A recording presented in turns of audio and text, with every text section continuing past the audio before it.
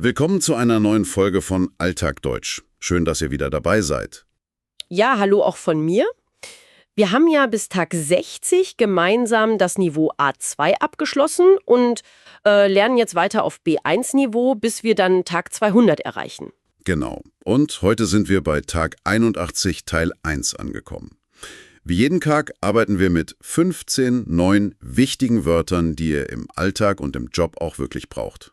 Und denkt dran, zu jeder B1-Lektion gibt es auch ein extra Fragevideo zur Mini-Story. Da könnt ihr dann laut antworten und hört direkt danach die richtige Lösung. Das ist wirklich ideal, um das spontane Sprechen zu üben. Absolut. Und für eure Aussprache empfehlen wir euch ja immer die Shadowing-Methode. Stimmt.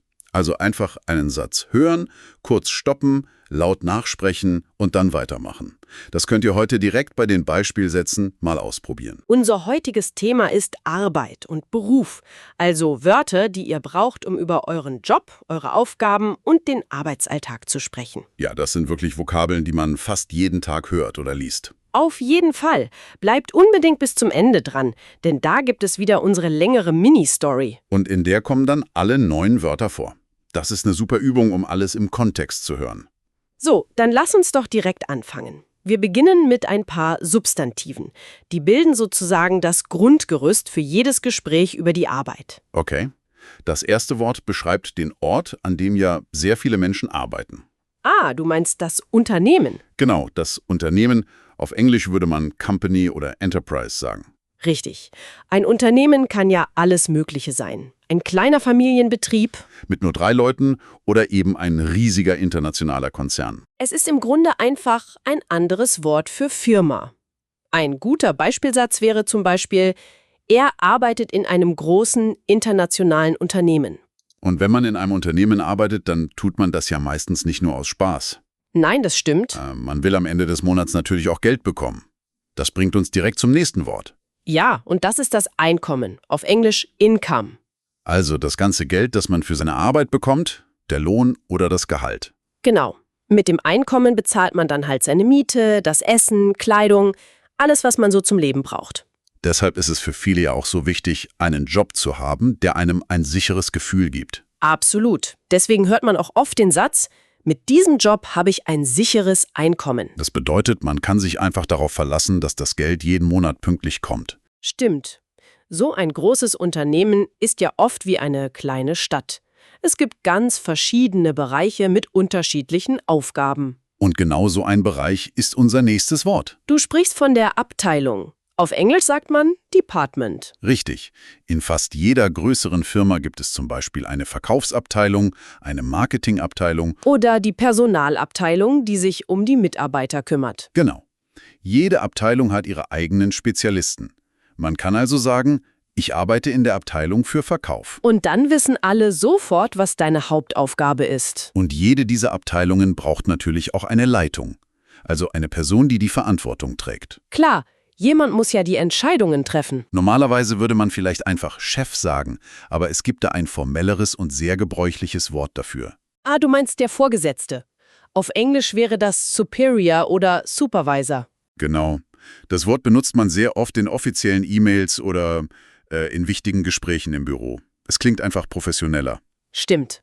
Man würde zum Beispiel sagen, ich muss das erst mit meinem Vorgesetzten klären. Ja, das zeigt auch eine klare Struktur im Unternehmen. Man weiß, wer für was verantwortlich ist, manchmal gibt einem aber gerade der Vorgesetzte so viel Arbeit, Dass man es in der normalen Zeit gar nicht schafft. Oh ja, das kennen sicher viele. wenn die Arbeit einfach nicht aufhört und der Feierabend schon längst da wäre. Da macht man. Die Überstunde. Das englische Wort ist Overtime. Eine Überstunde ist also jede Stunde, die man länger arbeitet, als es im Arbeitsvertrag steht. Manchmal ist es nur eine, aber manchmal sammelt sich über die Woche auch einiges an. Absolut. Ein ganz typischer Satz, den man freitags von Kollegen hören könnte, ist: Diese Woche musste ich viele Überstunden machen.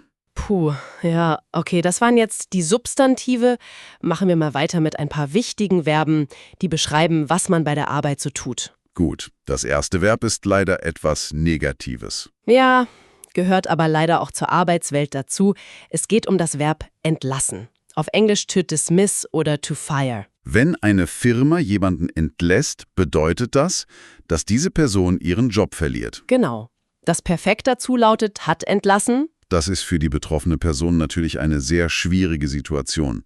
Es passiert ja oft, wenn ein Unternehmen wirtschaftliche Probleme hat und Geld sparen muss. Ja, leider. Ein Beispielsatz, den man manchmal in den Nachrichten hört, ist: Die Firma musste leider 10 Mitarbeiter entlassen. Wechseln wir mal zu etwas Positiverem.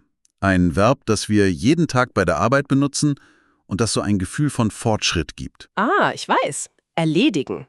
Auf Englisch to complete or to handle. Genau. Wenn man eine Aufgabe erledigt, dann bringt man sie zu Ende. Man schließt sie ab. Das ist wirklich ein super Gefühl, wenn man am Ende des Tages auf seine Liste schaut und sieht, was man alles geschafft hat. Das Perfekt ist übrigens, hat erledigt. Stimmt. Ein typisches Beispiel ist der berühmte Papierkram. Man kann sagen, ich muss heute noch viel Papierkram erledigen. Ja, das heißt, man hat einfach noch eine Menge Dokumente zu bearbeiten. Das nächste Verb hat wieder mit Verantwortung zu tun. So ähnlich wie beim Vorgesetzten. Okay. Es geht darum, eine Gruppe oder ein Projekt zu führen. Du meinst das Verb leiten. Auf Englisch to lead or to manage. Richtig. Wer etwas leitet, ist der Chef oder die Chefin von dieser Sache. Man kann ein Team leiten. Eine Abteilung oder auch ein Projekt. Man gibt sozusagen die Richtung vor und organisiert die Aufgaben. Und das Perfekt ist, hat geleitet. Ein sehr klares Beispiel dafür wäre, sie leitet ein Team von 10 Mitarbeitern. Ja, das sagt uns sofort, dass sie die verantwortliche Person für diese Gruppe ist. Kommen wir zu einer Tätigkeit, die in vielen Berufen extrem wichtig ist. Besonders, wenn es um Verträge oder Gehälter geht. Ah, das ist Verhandeln. Auf Englisch to negotiate. Genau. Beim Verhandeln versuchen 2 oder mehr Personen, eine Einigung zu finden, mit der alle zufrieden sind. Man diskutiert und sucht nach einem guten Kompromiss. Das Perfekt lautet, hat verhandelt. Und das macht man ja nicht nur bei großen Geschäftsabschlüssen. Auch bei einer Gehaltserhöhung muss man mit dem Vorgesetzten verhandeln. Klar, ein typischer Satz in einem Meeting könnte sein, wir müssen über den Vertrag noch verhandeln. Das heißt, es gibt einfach noch offene Punkte zu klären. Und unser letztes Verb für heute ist eine sehr kollegiale und wichtige Handlung im Team. Was macht man, wenn ein Kollege im Urlaub oder krank ist? Dann muss man ihn vertreten. Auf Englisch wäre das to substitute. Genau. Jemanden vertreten bedeutet, dass man für eine bestimmte Zeit seine Aufgaben übernimmt, damit die Arbeit eben nicht liegen bleibt. Das Perfekt ist, er hat vertreten. Und eine Frage, die man im Büro wirklich ständig hört, ist: Kannst du mich während meines Urlaubs vertreten? Oh ja, das ist super wichtig für die Planung im Team. Sehr gut. Jetzt fehlen uns nur noch 5 Adjektive, um den Arbeitsalltag noch genauer zu beschreiben. Okay, lass uns loslegen. Adjektiv an: Jeder Chef wünscht sich Mitarbeiter, die so sind. Engagiert. Engagiert. Auf Englisch wäre das sowas wie committed oder dedicated. Genau. Eine engagierte Person ist hochmotiviert, zeigt Initiative und denkt mit. Sie macht also nicht nur das Nötigste, sondern interessiert sich wirklich für ihre Arbeit. Richtig. Sie will, dass das Unternehmen erfolgreich ist. Es ist ein großes Lob, wenn jemand über dich sagt, sie ist eine sehr engagierte Mitarbeiterin. Absolut. So, das nächste Wort ist eine etwas formellere Art zu sagen, dass man in einem bestimmten Beruf arbeitet. Ah, du meinst das Wort tätig. Auf Englisch active oder working. Genau. Man kann natürlich sagen, ich arbeite als Arzt. Oder man kann es eben etwas formeller ausdrücken. Ich bin als Arzt tätig. Es bedeutet genau dasselbe, klingt aber oft in einem Lebenslauf oder so ein bisschen professioneller. Stimmt. Ein gutes Beispiel, das eine längere Zeitspanne beschreibt, wäre, er ist seit Jahren als Ingenieur tätig.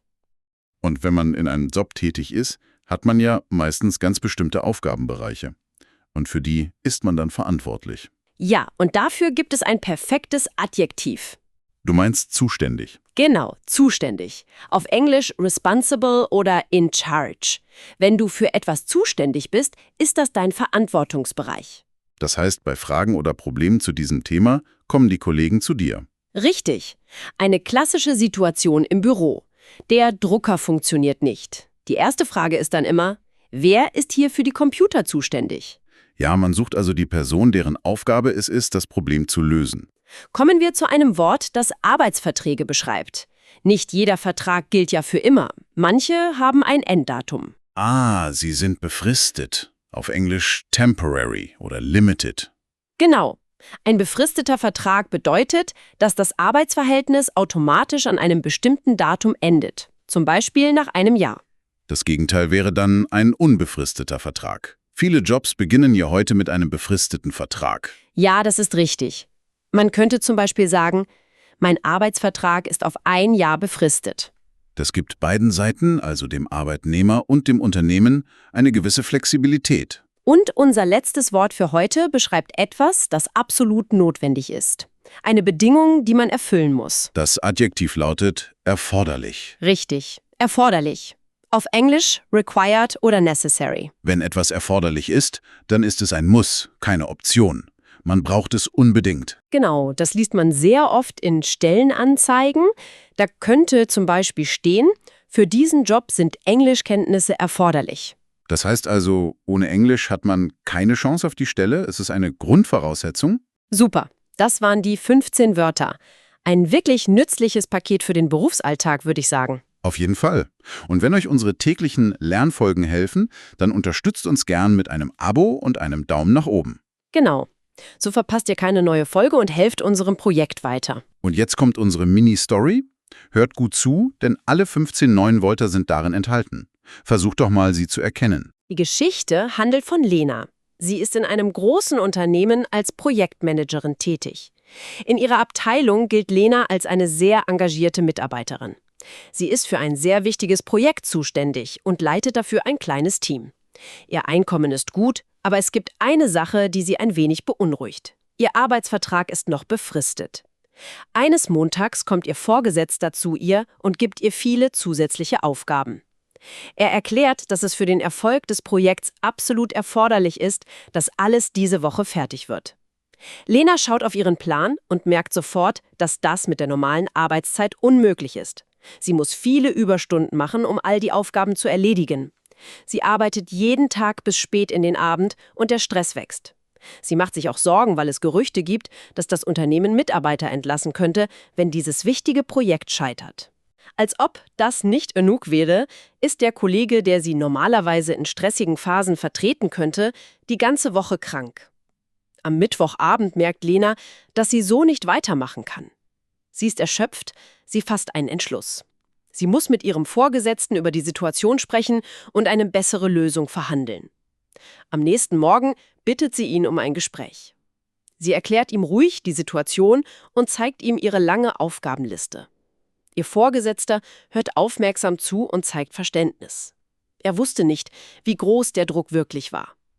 Gemeinsam finden sie eine Lösung und verschieben einige weniger wichtige Aufgaben. Zum Schluss sagt er noch etwas, das Lena sehr glücklich macht. Er verspricht ihr, dass ihr befristeter Vertrag bald in einen festen Vertrag umgewandelt wird, weil er mit ihrer engagierten Arbeit so zufrieden ist. Lena ist unglaublich erleichtert und geht motiviert zurück an ihren Schreibtisch. Das war unsere Geschichte. Im nächsten Video könnt ihr dann Fragen dazu beantworten und euer Hörverstehen testen. Schreibt auch gern eigene Sätze mit den neuen Wörtern unten in die Kommentare. So lernt ihr aktiv mit. Ja, versucht doch mal einen Satz mit zuständig oder erforderlich. Und wenn euch diese Folge gefallen hat, abonniert den Kanal und klickt auf den Daumen nach oben. Genau. Morgen geht es dann weiter mit dem Thema Arbeitsplatz und Kollegen. Ein super wichtiges Thema für den Alltag im Job. Seid also unbedingt wieder dabei. Bis morgen. Tschüss.